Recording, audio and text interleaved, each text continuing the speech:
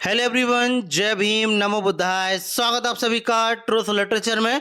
और आज हम डिस्कस करेंगे सम्राट अशोक के बृहद शिलालेख के बारे में। तो आइए शुरुआत करते हैं। और इस वीडियो में हम जानेंगे कि किस प्रकार से इतिहासकारों ने ब्राह्मण को इन्होंने ब्राह्मण कर दिया और ब्राह्मण जाति से जोड़ दिया। तो आइए शुरुआत करते हैं। हम रेफरेंस ले रहे हैं वैदिक युग का घालमेल डॉक्टर राजीव पटेल द्वारा लिखित। तो लिखते हैं कि बृहद शिलालेख के प्रथम शिलालेख पर पशु बलि और सांप्रदायिक सामाजिक उत्सवों समारोह पर प्रतिबंध का उल्लेख है। द्वितीय शिलालेख पर समाज कल्याण से संबंधित कार्य तथा मनुष्य एवं पशु चिकित्सा के कार्यों का उल्लेख है, मतलब धर्म का कार्य है। तृतीय पर माता पिता के सम्मान के साथ साथ हर 5 वर्ष पर प्रजा के बीच में मंत्री परिषद और अन्य अधिकारियों के दौरे पर जाने का निर्देशात्मक उल्लेख है। चतुर्थ अभिलेख के माध्यम से कहा गया है कि धर्म की राजनीति के द्वारा अनेकता और ब्राह्मण समणा के प्रति नरादर की प्रवृत्ति हिंसा को रोका जाए। चित्त संख्या जो कि आप 27 में देखेंगे। कीर्तिदेव यहाँ ब्राह्मण समणा से जिस समूह का संबोधन हो रहा है वह भिक्षु संघ है। इस भिक्षु संघ के लोग ही राग द्वेष मोह का समण करते हैं। वे विद्वान भिक्षु संघ के लोग भगवान गौतम बुद्ध द्वारा बताए गए मार्गों पर चलकर अपने अंदर के विकारों का समण करते हैं, यानी राग द्वेष का समण करते हैं, दबाते हैं, अपने अंदर से निकालकर भिक्षु का जीवन जीते हैं। साथ में ग्रस्तों को देशना मतलब टीचिंग्स भी देते हैं। जिस वजह से सम्राट अशोक ने बृहद अभिलेख के माध्यम से उन लोगों को ब्राह्मण समण यानी विद्वान भिक्षु कहकर संबोधित कर रहे हैं। चूंकि इस शिलालेख के अलावा अन्य किसी शिलालेख में ऐसा शब्द नहीं मिलता, अतः एक शब्द मात्र के आधार पर ब्राह्मण को ब्राह्मण जाति के रूप में घोषित कर देना उचित नहीं होगा। उल्लेखनीय है कि ईसा पूर्व में जितने भी ग्रीक लेखक या शासक आए हैं उन्होंने कहीं पर भी ब्राह्मण जाति का उल्लेख नहीं किया है। ऐसा लगता है कि उस समय आज की जाति व्यवस्था नहीं थी, बल्कि समाज में कार्यों के अनुसार संबोधित किया जाता था।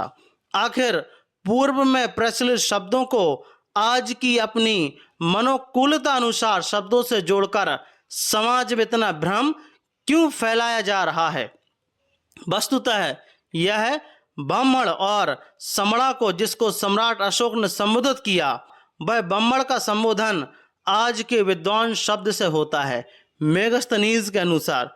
और समणा शब्द पाली में 2 भावार्थ मिलता है, जिसमें समण का पहला अर्थ मिलता है नष्ट करना, यानी अपने अंदर के विकारों को नष्ट करते हुए भगवान बुद्ध के बताए मार्ग शील समाधि प्रज्ञा पर चलना। वही समण का दूसरा अर्थ आज की भाषा में श्रवण से मिलता है। श्रवण का अर्थ भी सुनना अनुसरण करना होता है, यानी कुल मिलाकर देखा जाए तो इस श्रवण शब्द का संबंध संभवतः भिक्षु से था, क्योंकि श्रवण का पाली में अर्थ ऐसा ही मिलता है। जो व्रत रहित मिथ्याभाषी है वह मुंडित होने से मात्र साधक नहीं होता।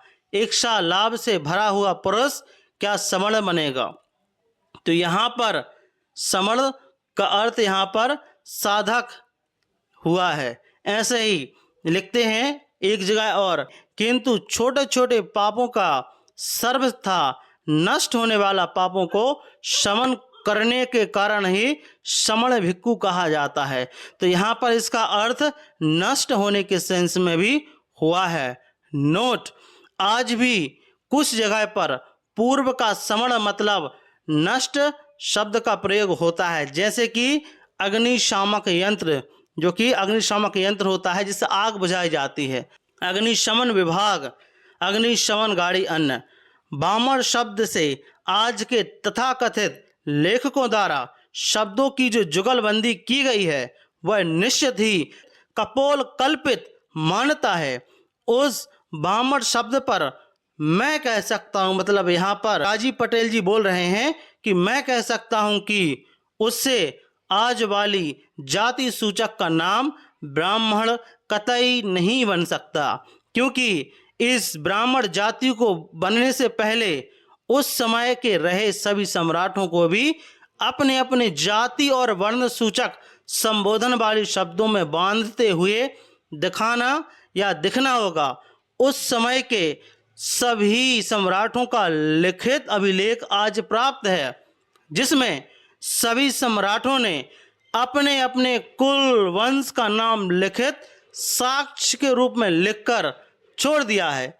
लेकिन आज तक किसी भी सम्राट ने किसी भी अभिलेख में अपने आप को किसी भी जाति या वर्ण से जोड़ते हुए नहीं लिखा है। भारत में जाति की उत्पत्ति प्रमाणिकता के साथ 8वीं सदी के बाद मिलता है, ये जो कि पाल वंश के बाद मिलेगा। अब जब लिखने वाला सूक्ष्म शासक वर्ग अपना या अपने पूर्वज का नाम जाति नाम नहीं जानता है, तो क्या भीख मांगकर जीवन यापन करने वाला गपोड़ा दास अपनी जाति का नाम कैसे लिखेगा? यह सवाल है। इसका अंदाजा आप स्वयं लगा ले।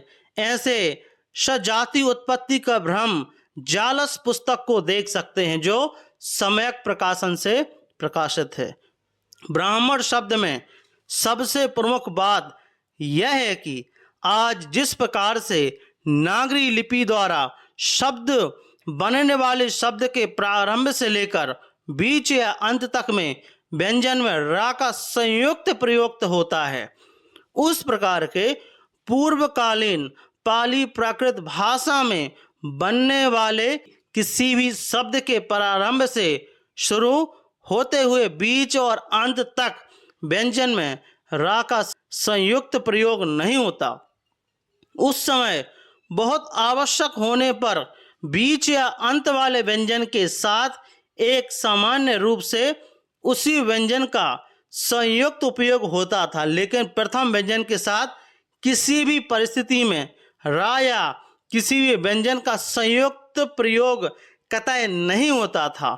आप इसको उदाहरण से समझ सकते हैं, जैसे कि आज का शब्द प्रिय, लेकिन वहाँ प्रिय नहीं प्रिय होगा, प्रीति का पीति होगा, प्रेम का प्रेम होगा, क्रोध का क्रोध होगा, मतलब ऋ की मात्रा नहीं मिलेगी, प्रकोप का प्रकोप होगा, प्रजा का प्रजा होगा, प्रतीत का प्रतीच, प्रणाम का परमाणी, प्राणी का पाणा, त्रिशरण का तिसरण, ग्राम का गाम होगा और प्रदेश का प्रदेश होगा।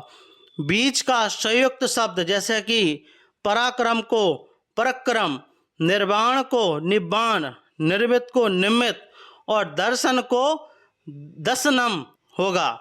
अंत का जो संयुक्त शब्द होता है जैसे कि धर्म का धम्म, मतलब रा का सेंस नहीं है, कर्म का कम, वर्ग का वग, सर्व का सब, मार्ग का मज्ञो, विप्रा का विप्र, निग्र का निग्र, चक्र का चक्र।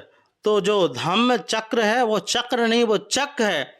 पुत्र का पुत्र, मित्र का मित्ता, निंद्रा का निद्दा, तीव्र का तिब्र और अराग का अरग होगा। तो इस प्रकार से हम देख सकते हैं। तो इस प्रकार से पूर्व काल में ब्राह्मण शब्द का निर्माण होने का सवाल पैदा नहीं होता है।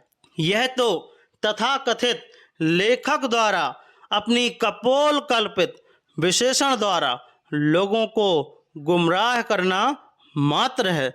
तो हमने इस वीडियो के माध्यम से, छोटे से वीडियो के माध्यम से हमने जानने का प्रयास किया कि किस प्रकार से इन्होंने ब्राह्मण समण को इन्होंने ब्राह्मण जाति से जोड़ दिया, जो कि उस समय पर ब्राह्मण का तो नामो निशान नहीं था। तो आपका इस टॉपिक के बारे में क्या मानना है, प्लीज़ हमें कमेंट बॉक्स में ज़रूर बताएं। और यदि आप ट्रुथ लिटरेचर पर नए हो तो ट्रुथ लिटरेचर पर आप लोग सब्सक्राइब जरूर करें, साथ ही साथ हमारी वीडियोस को शेयर जरूर करें। जय भीम, जय भारत।